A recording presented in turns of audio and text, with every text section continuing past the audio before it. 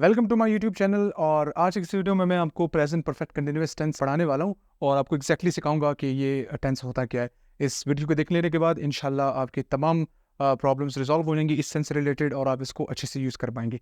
ये इस टेंसेस की सीरीज़ का सेकंड लास्ट वीडियो है और आप अभी तक अगर उस प्लेलिस्ट को एक्सेस नहीं किया तो उस प्लेलिस्ट को एक्सेस करके बुकमार्क करके सेव कर लें। तो चलिए बात करते हैं प्रेजेंट परफेक्ट कंटिन्यूअस टेंस की। ये टेंस हमारे पास अगेन जैसे मैंने बताया था कि जो पास परफेक्ट कंटिन्यूअस टेंस था वो भी रेयर यूज होने वाला टेंस है और ये भी हमारे पास रेयरली यूज होने वाला टेंस है। ठीक है, आप इसको डेली बेसिस पर यूज होते हुए शायद ही कभी देखें। तो let's talk about the use of this. ये तब इस्तेमाल होता है when an action starts in the past और नियर पास्ट। फिर क्या होता है, एक एक्शन हमारे पास स्टार्ट होता है, sorry it's not completed, complete several times, ठीक है ना। और कंप्लीट कितनी दफा होगा, सेवरल टाइम्स होगा, like it will complete several times and then is currently continue, ठीक है। और फिर करंटली क्या होगा, कंटिन्यू भी होगा। तो कोई भी ऐसा एक्शन जो कि पास्ट में या नियर पास्ट में स्टार्ट होता है और कंप्लीट कई दफा होता है, ठीक है ना, सेवरल टाइम्स होगा। और इसी तरह से करंटली क्या होगा, एक दफा फिर से स्टार्ट हुआ होगा कंप्लीट होने के लिए। तो इस तरह के एक्शंस को बेसिकली हम रेफर कर सकते हैं प्रेजेंट परफेक्ट कंटिन्यूअस टेंस से। इससे पहले की वीडियो में मैंने आपको बताया था कि परफेक्ट कंटिन्यूअस नेचर होता क्या है टेंस का। वो हमेशा वो काम होते हैं जो कि एक से ज़्यादा दफ़ा कंप्लीट होते हैं, सेवरल टाइम्स जो है ना कंप्लीट होते हैं और कंटिन्यू रहते हैं, दोबारा स्टार्ट होते हैं फिर कंप्लीट होने के लिए। तो यही चीज़ हमारे पास यहाँ पर भी नज़र आ रही है। प्लस इसका एक एडिशनल यूज़ होता है कि हम हमेशा how long in the present, अगर आप प्रेजेंट में किसी एक्शन का ड्यूरेशन ढूंढना चाहते हैं तो आप डेफिनेटली हाउ लॉन्ग से उसको आंसर करेंगे और आपका जो टेंस बनेगा वो perfect continuous present perfect continuous tense बनने वाला है। ठीक है, सो इसके आइडेंटिफिकेशन को देखें सबसे पहले। तो हमारे पास जो आइडेंटिफिकेशन बन रही है वो उर्दू सेंटेंसेस में ये टर्म्स होंगे, करता रहा है, करती रही है या फिर करते रहे। फॉर एग्जाम्पल मैं आपको बताता हूँ कि I have been teaching since 2015, मैं 2015 से पढ़ाता रहा हूँ। तो ये जो पढ़ाने का एक्शन हुआ है ये 2015 से होता रहा है। ठीक है, अब जितने स्टूडेंट्स को मैंने पढ़ाया हर एक स्टूडेंट को एक कंप्लीट एक्शन हुआ, ठीक है, या जिस भी बैच को मैंने पढ़ाया वो एक कंप्लीट एक्शन था। फिर उसके बाद दूसरा बैच आया उसको पढ़ाना, फिर उसके बाद तीसरा बैच आया, फिर चौथा बैच आया। सो हर एक बैच को कंप्लीटली पढ़ाया और उसके बाद दूसरा बैच का आना एक कंटिन्यूअस सेक्शन था, फिर से स्टार्ट हुआ, फिर कंप्लीट हुआ, फिर से स्टार्ट हुआ। सो यूं होता रहा।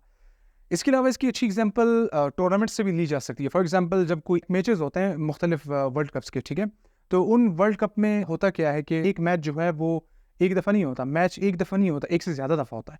लेट्स सपोज मैं आपको क्रिकेट वर्ल्ड कप की बात करता हूँ तो Pakistan has been playing against other countries in the current world cup. ठीक है, कोई भी करंट वर्ल्ड कप की एग्जांपल ले लें तो पाकिस्तान खेलता रहा है, यानी पाकिस्तान अभी तक खेल रहा है, अभी तक डिस्क्वालीफाई नहीं हुआ।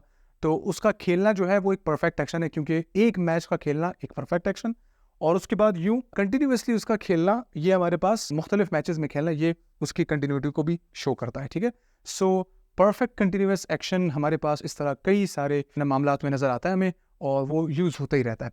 सो let's talk about the helping verb of this tense. इसका जो हेल्पिंग वर्ब है, बल्कि हेल्पिंग वर्ब्स हैं वो दो हैं, एक हैव बीन है और हैज़ बीन है। इस पर सेम टू सेम वही रूल फॉलो होगा जो कि इससे पहले हमने प्रेजेंट परफेक्टनेस में देखा था। ठीक है, वहाँ पे सिर्फ हैव और हैज़ यूज़ होता था, यहाँ इसके साथ हम बीन भी लगाते हैं और वह मैं अच्छे से बता चुका हूँ, आप बेशक इसको देख भी सकते हैं, मैं इस पर मज़ीद टाइम वेस्ट नहीं करने वाला। अब हैव बीन के साथ first person singular and plural pronouns, alright. Second person तो एक ही होता है, वो यू है, ठीक है, और थर्ड पर्सन हमारे पास क्या आ रहा है, सिर्फ प्लूरल। जो भी नाउन्स होते हैं वो भी थर्ड पर्सन ही कहलाए जाते हैं, वो सिंगुलर हो या प्लूरल हो। तो प्लूरल जो नाउन्स होंगे थर्ड पर्सन के वो हैव बीन के साथ फॉलो हो रहे होंगे, और जो सिंगुलर नाउन्स होंगे या फिर प्रोनाउंस होंगे जैसे कि हमारे पास थर्ड पर्सन केसेस हैं, ये सारे थर्ड पर्सन हैं। और अगर सिंगुलर है चाहे नाउन हो या प्रोनाउन हो तो दोनों केसेस में क्या करेंगे, हैज़ बीन को यूज़ करते रहेंगे। ठीक है, ये एक पॉजिटिव सेंटेंस मैंने बनाया, इसके अलावा मजीद सेंटेंसेस भी देखते हैं। तो ये एक जनरल सिंटेक्स भी साथ में मैंने लिखा हुआ है, तो आप इस जनरल सिंटेक्स का यूज़ करके बाकी भी सारे सेंटेंसेस बना सकते हैं।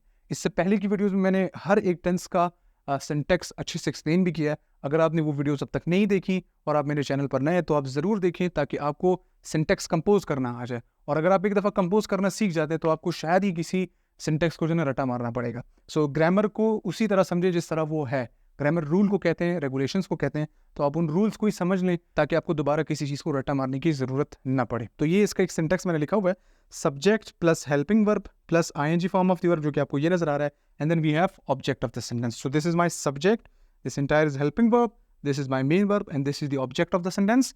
एंड लास्ट में हमारे पास सिंस भी मैंने यूज़ किया हुआ है, जो कि ऑप्शनल है, आप हटा भी सकते हैं और इंक्लूड भी कर सकते हैं। So he has been meeting new people since February. तो वो फरवरी से नए लोगों से मिलता रहा है, तो उसका ये एक्शन पास्ट में स्टार्ट हुआ, ठीक है, और फिर कंप्लीट हुआ कई दफ़ा।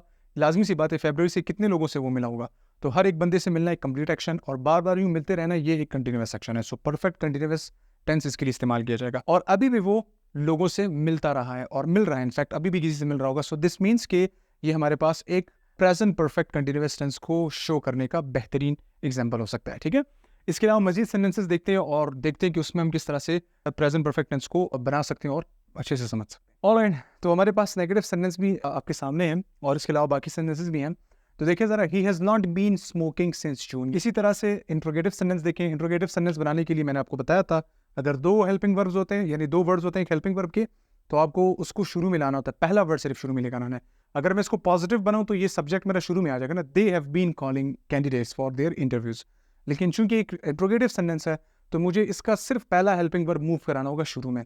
मैं बीन को किसी सूरत मेन वर्ब से नहीं हटा सकता, क्योंकि इसी be form of the verb की वजह से मेरा मेन वर्ब आईएनजी में आ रहा है, ठीक है।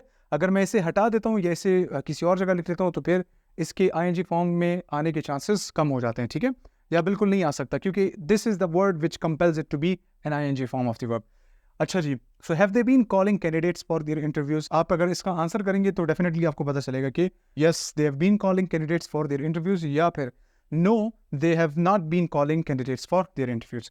इसी तरह से अगर मैं एक फॉर्मल या इनफॉर्मल क्वेश्चन इस दफ़ा मैंने पहले बना दिया, आप अगर इनफॉर्मल को देखें यहाँ पर, haven't we been reading books, क्या हम किताबें नहीं पढ़ते रहे थे, यानी एक से ज़्यादा किताबों की बात हो रही है यहाँ पे, ठीक है। तो ये एक्शन नहीं होता रहा है, अगर ऐसा है देन एग्जैक्टली यस होगा या फिर नो इसका आंसर आने वाला है, ठीक है। फिर अगर मैं फॉर्मल क्वेश्चन बनाना चाहूँ तो उसमें फॉर्मल और इनफॉर्मल में डिफरेंस किस चीज़ का आता है, सिर्फ और सिर्फ उसके कॉन्ट्रैक्शन का आता है। This is in contracted form, ये वाला जो है ये कॉन्ट्रैक्टेड फॉर्म में नहीं है। So have you not been watching new films, क्या आप नई फिल्म्स नहीं देखते रहे हैं। And last but not least is WH word, what. What का इस्तेमाल क्यों किया जाता है, because we want to find object of the sentence. अगर मैं आपसे पूछूं इस सेंटेंस का सब्जेक्ट क्या है, ये है, हैज़ बीन तो इसका हेल्पिंग वर्ब है, मेन वर्ब क्या है, ये है, ऑब्जेक्ट कहाँ है, ऑब्जेक्ट नहीं आ रहा। ऑब्जेक्ट ढूंढने के लिए मैंने किस टर्म को यूज़ किया, वर्ड का इस्तेमाल किया। और ऑब्जेक्ट ढूंढा कैसे जाता है, टेंसेस की वीडियोस में मैंने शुरू में एक्सप्लेन किया हुआ है, तमाम स्ट्रक्चर्स और पूरा सिंटेक्स बताया हुआ है कि सेंटेंस का सिंटेक्स होता क्या है, ऑब्जेक्ट कैसे ढूंढ सकते हैं, तो वो सारी चीज़ें मैंने बताई हुई हैं, तो आप जाकर उन वीडियोज़ को देखकर इन कॉन्सेप्ट को अच्छे से समझ सकते हो। So what has he been doing since March, वो क्या करता रहा है मार्च से। अगर आप इसे आंसर करते हैं, लेट्स सपोज वो स्पोर्ट्स खेलता रहा है, ठीक है, तो मैं ये कह सकता हूँ ना कि he has been doing sports since March. तो डूइंग के बाद क्या आ रहा है, स्पोर्ट्स। वो स्पोर्ट्स एक ऐसा वर्ड जो कि ऑब्जेक्ट के तौर पर यूज हुआ है, वो इस वर्ड के करस्पॉन्डिंग आपको आंसर में मिलेगा। So this is the use of WH word what as well, और इनको आप इस तरह से मजीद भी अपने सेंटेंसेस में यूज करके इसको समझ सकते हो। और इसके अलावा जितने भी आपको नजर आ रहे हैं, सिंस मार्च लगाया हुआ है या फिर फॉर लगाए कहीं ना कहीं, और फॉर तो नहीं नजर आ रहा, बारह सिंस मैंने यूज किया हुआ है एक इस जगह पे और एक इस सेंटेंस में, तो हमेशा आपको इसमें ड्यूरेशन ही मिलने वाली है, कितने अरसे तक कोई एक्शन हुआ, उसके लिए हम क्या यूज करते हैं, प्रेजेंट टाइम है, how long in the present, तो उसके लिए हम यूज कर सकते हैं प्रेजेंट परफेक्ट कंटीन्यूअस टेंस को। तो अगर मैं ये बोलूँ he has not been smoking since June, तो जून से वो स्मोकिंग नहीं करता रहा है, मुझे एग्जैक्टली जून से अब तक का ड्यूरेशन मिल जाएगा, how long in the present time, ठीक है। इसी तरह से मार्च की अगर मैं बात करता हूँ तो मार्च से अब तक का जो है ना ड्यूरेशन मिल जाएगा मुझे। सो दिस इज अगेन जो भी मंथ्स बन रहे 1, 2 और 3 मंथ्स जो भी हैं, तो उनसे मुझे अंदाज़ा हो जाता है कि मैं हाउ लॉन्ग को आंसर कर रहा हूँ। Is that clear? So this was all about present perfect continuous tense. इनके सेंटेंसेस बनाए, यूज़ करें ओरल कम्युनिकेशन में और रिटन कम्युनिकेशन में, और अपने कॉन्सेप्ट्स को क्लियर करते जाएं। Thank you so much for watching this video and I will see you next time.